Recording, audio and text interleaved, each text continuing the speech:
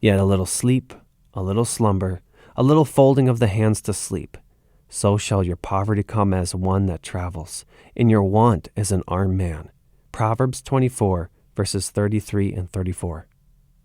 The worst of sluggards only ask for a little slumber.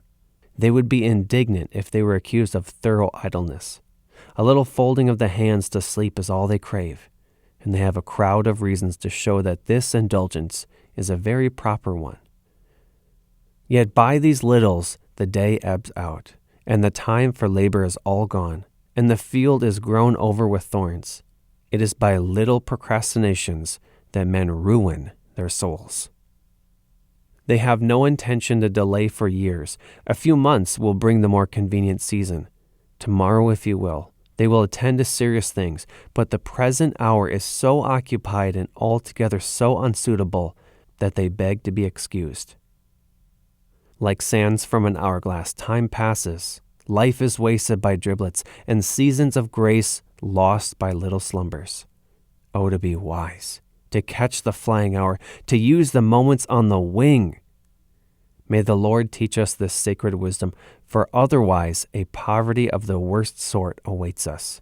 Eternal poverty, which shall want even a drop of water, and beg for it in vain. Like a traveler steadily pursuing his journey, poverty overtakes the slothful, and ruin overthrows the undecided. Each hour brings the dreaded pursuer nearer. He pauses not by the way, for he is on his master's business and must not tarry. As an armed man enters with authority and power, so shall want come to the idle, and death to the impenitent, for there will be no escape. Oh, that men were wise with their time, and would seek diligently unto the Lord Jesus, or ere the solemn day shall dawn, when it will be too late to plow and to sow, too late to repent and believe. In harvest, it is vain to lament that the seed time was neglected. As yet, faith and holy decision are timely. May we obtain them this night.